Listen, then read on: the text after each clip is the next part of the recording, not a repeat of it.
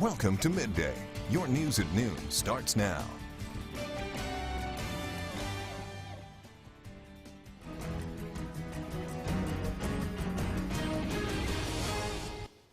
Thank you for watching Midday. We begin with a developing story out of Monroe County, where we now know the name of the 14-year-old girl killed after allegedly being shot in the head by her 9-year-old brother. Monroe County Sheriff Cecil Cantrell says the 9-year-old boy shot his older sister because of an argument over a video game controller. It happened Saturday at a home on Dryden Lane. The sheriff says the boy grabbed a .25 caliber when his sister wouldn't give him the controller.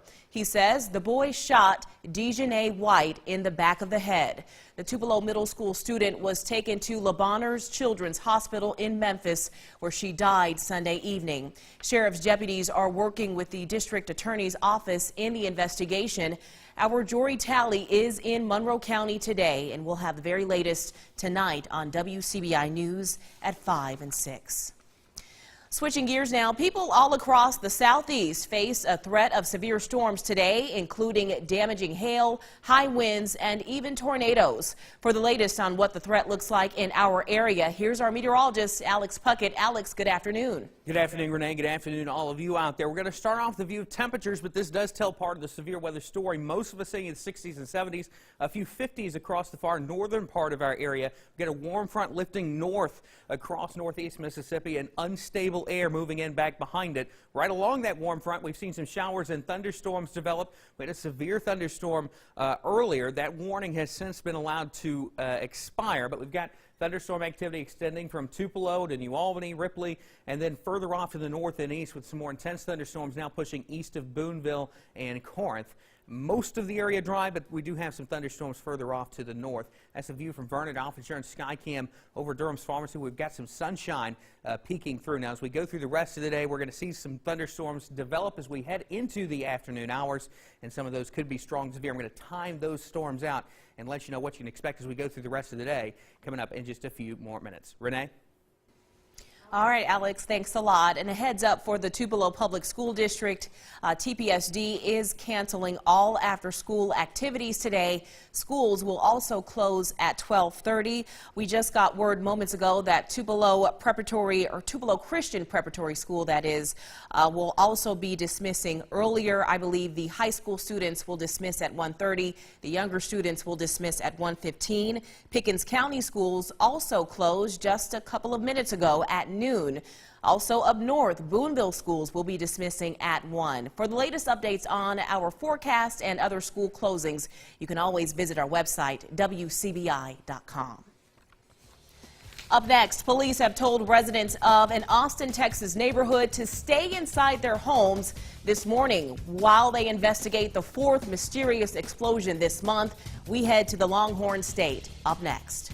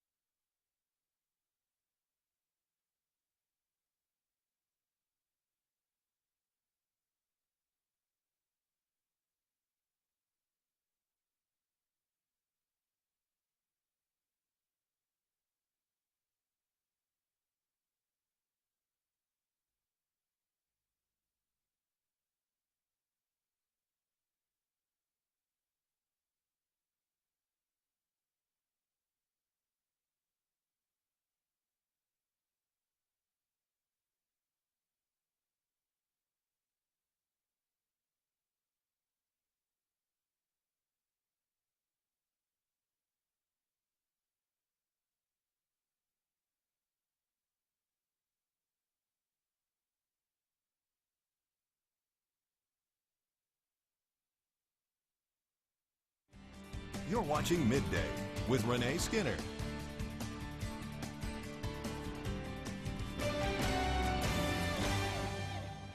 Welcome back. A Ripley man is dead following a Sunday night wreck in Chickasaw County. The Mississippi Highway Patrol says 33-year-old Jose Milletz of Ripley was heading south on Highway 41 when he crossed the center lane and collided head-on with a Pontotoc teen. A third vehicle then ran into the wreckage from the initial accident. Milletz was pronounced dead at the scene. Everyone else in the other two cars involved suffered minor injuries. The wreck happening just outside the Okolona city limits. And Tupelo police are asking for help identifying a suspect responsible for false pretense. The woman seen here allegedly picked up money intended for the purchase of a horse trailer. The money was transferred to the Walmart in Tupelo on February 28th. The suspect is described as a white woman with blonde hair wearing a dark-colored pullover with a logo, a dark-colored jacket, and blue jeans. Anyone with information is asked to contact Crime Stoppers of Northeast Mississippi at 1-800-773-TIPS. Meanwhile, Governor Phil Bryant is poised to sign the country's strictest abortion restrictions into law, and the state's only abortion clinic is preparing an immediate legal challenge. The governor has a Monday deadline to act on House Bill 1510, which bans abortions after 15 weeks gestation. Bryant says he will sign it, saying he wants Mississippi to be the, quote, safest place in America for an unborn child. The bill will become law immediately. Pregnancies from rape and incest are not exempted. The only exceptions to the 15-week limit are if a fetus has health problems, making it incompatible with life outside of the womb at full term, or if the woman's life or a major bodily function is threatened by pregnancy. Meanwhile, an Austin, Texas neighborhood remained under lockdown this morning after local police, aided by FBI and ATF agents, spent the night investigating an explosion, the fourth in the city this month. The latest incident happening last night. Police say two men in their 20s were hurt while walking their bikes in a residential neighborhood. They were hospitalized in good condition.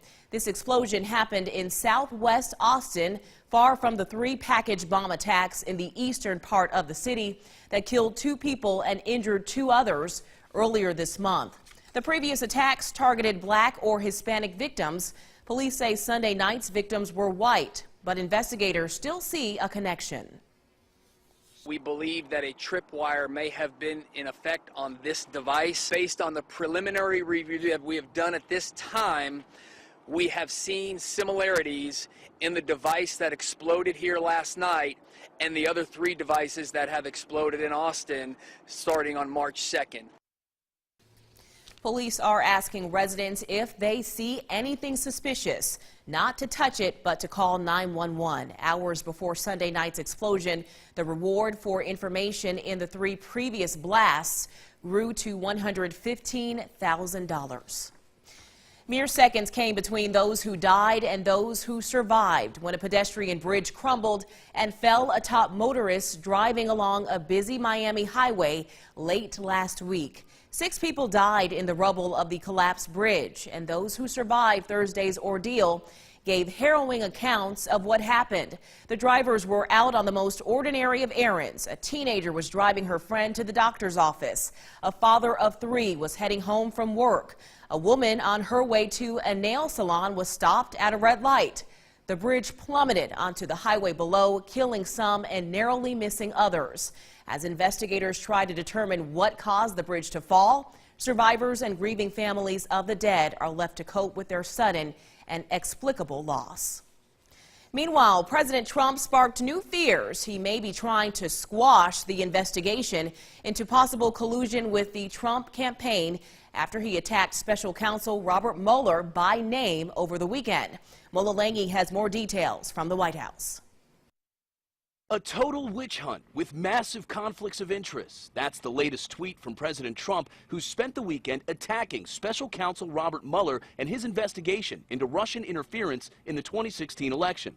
In a flurry of tweets over the weekend, the president said the Mueller probe should never have been started and attacked its team of investigators for being politically motivated.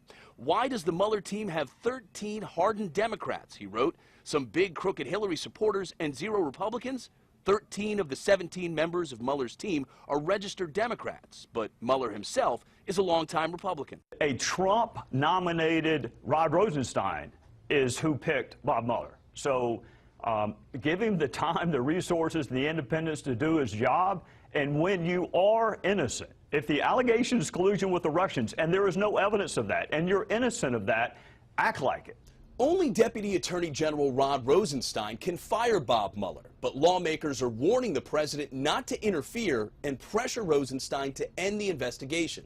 On Saturday, John Dowd, the president's personal lawyer, called on Rosenstein to bring an end to the investigation. I think that people see that as a massive red line that can't be crossed. I hope that the pushback is now to keep the president from going there. White House attorney Ty Cobb tried to calm those fears, saying the president is not considering or discussing the firing of special counsel Robert Mueller. Mola Lenghi, CBS News, the White House. 2 bipartisan bills designed to prevent the president from firing the special counsel have gone nowhere in the U.S. Senate.